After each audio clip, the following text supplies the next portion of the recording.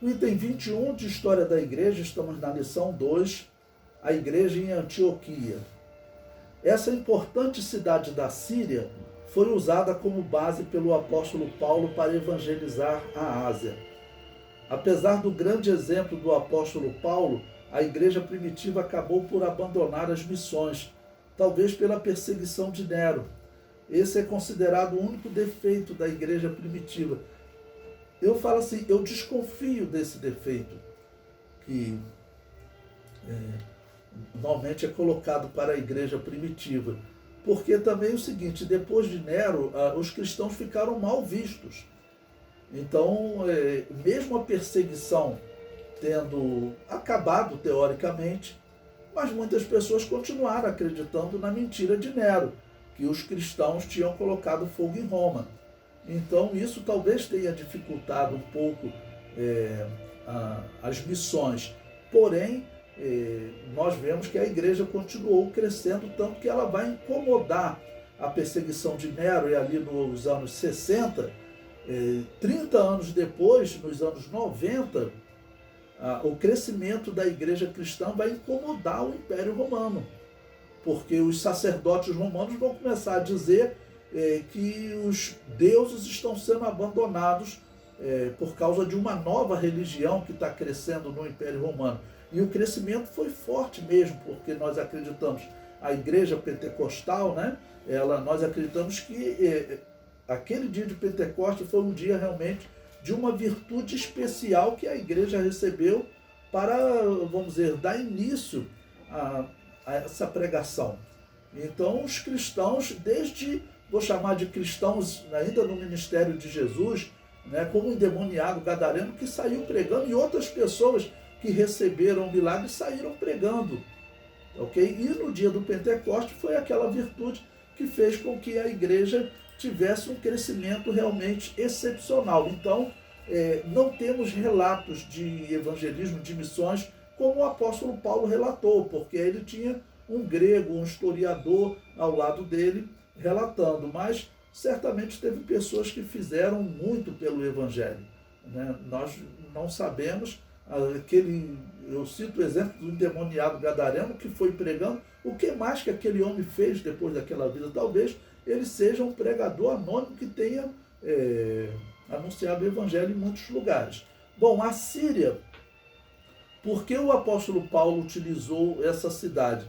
Bom, essa cidade de Antioquia era uma cidade bem avançada, era uma cidade bem grande, que tinha recursos.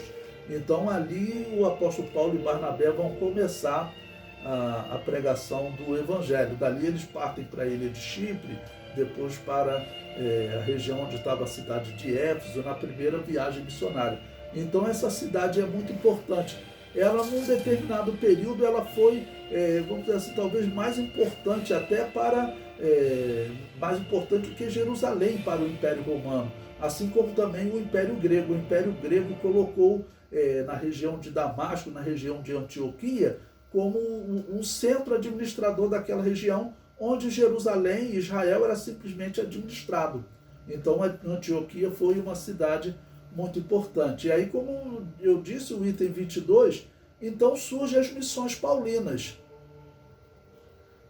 Nessa igreja, o apóstolo Paulo, como nós vimos, ele se converteu, ele passou 3 anos, pelo que ele descreve na carta aos Gálatas, estudando na região da Arábia. Então o apóstolo Paulo, o que ele tinha agora? Ele tinha uma reinterpretação das escrituras sagradas, porque ele teve que fazer isso. A escritura que lhe era ensinada, o Antigo Testamento, era dada uma interpretação pelos rabinos. Gamaliel, né, que foi o mestre do apóstolo Paulo, ele não interpretou corretamente as escrituras, porque se ele tivesse interpretado, ele sabia que o Messias vinha naqueles dias, porque Daniel colocou um tempo, tá bom? Desde a ordem para restaurar Jerusalém até o Messias, 69 semanas, ou seja, 483 anos. Isso se cumpre no ano da morte de Jesus, ele próximo do ano 29 da era cristã. Então ele não interpretou corretamente. O que Paulo teve que fazer?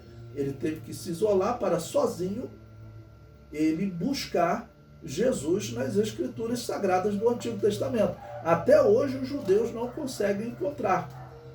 O apóstolo Paulo, pela experiência pessoal, claro, ele encontrou, e nós vemos a profecia de Daniel é muito clara, dizendo que o Messias teria que vir num tempo determinado e que ele morreria. Daniel disse que o Messias morreria. Então os judeus até hoje esperam que não. Esperam um Messias diferente.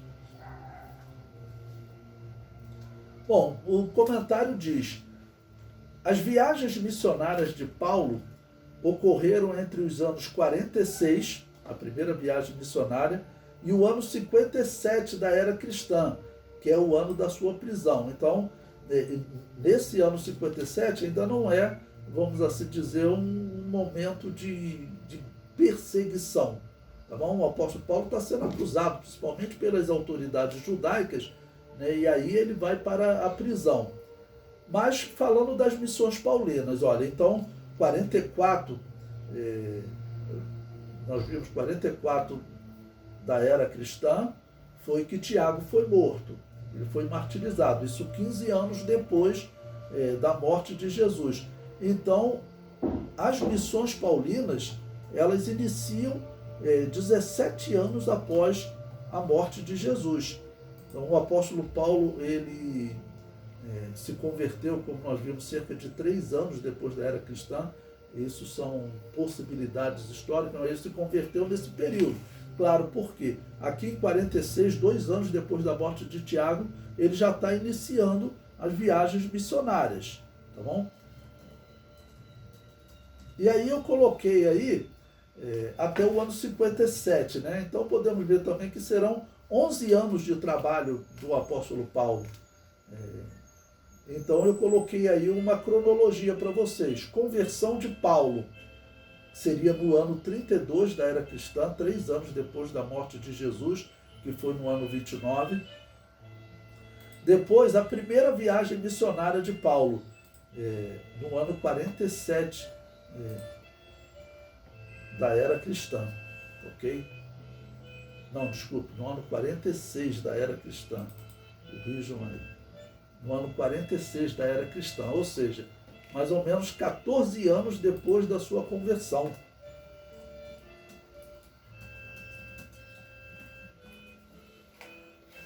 Depois, a segunda viagem missionária já ocorreu 2 anos depois, no ano 48 da era cristã. Aí tem a referência aí para vocês verem. A terceira viagem missionária ocorre no ano 51. E depois, no ano 57, Paulo é preso em Jerusalém. E se acredita que ele foi executado em 64 por Nero, né? Então, desde a sua prisão, em 57, passaram-se 7 anos até a sua morte. O comentário diz: um dos momentos mais importantes das missões paulinas ocorreu entre os anos 52 e 55 da era cristã, ou seja, na terceira viagem missionária, né? Neste período, Paulo esteve em Éfeso pregando o evangelho na Ásia. Nesta cidade ocorre o evento que nos faz entender o sentimento dos pagãos para com os cristãos. Deus operava maravilhas através de Paulo, incluindo cura e expulsão de demônios. O resultado foi uma grande conversão de muitos pagãos. E a questão da libertação de demônios, isso era algo que mexia muito com o mundo antigo. O endemoniado gadareno, aquele homem, quando ele chega na cidade pregando, a Bíblia destaca, porque vai ser um testemunho muito forte. Porque quem podia segurar os endemoniados? Os homens quebravam cadeias, isso que a Bíblia diz, não era uma força normal. Não era uma força normal. Então aquilo assustava todo mundo. Aí tinha um endemoniado que às vezes assustava uma cidade, como um endemoniado gadareno. As pessoas ficavam assustadas com aquilo. O homem andava dormindo nos sepulcros. Quer dizer, quando se expulsava um demônio, aquilo marcava muito.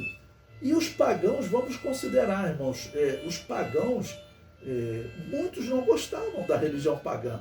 Eles tinham que recorrer aos deuses Mas quando tinham que recorrer aos deuses, ocorriam cultos da carne também, era como eles descreviam. Por exemplo, em Israel, quem ia cultuar, entre os cananeus, teve um período de Israel que aconteceu, né? Mas entre os cananeus, quem ia cultuar Baal, né? Quem ia cultuar os deuses, tinha que ter relações sexuais com os rapazes escandalosos, que eram os prostitutos sagrados de Baal.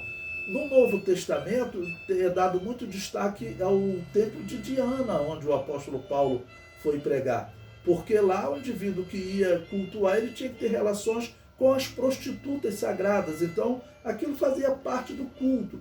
Para aquelas pessoas que de alguma maneira respeitavam a família, mesmo não sendo israelita, mesmo não sendo cristão, né, pessoa que respeitava a família, não gostava daquelas coisas, mulheres não gostavam, claro, daquilo. Então o culto pagão era um culto que de uma certa maneira aprisionava as pessoas tinham que fazer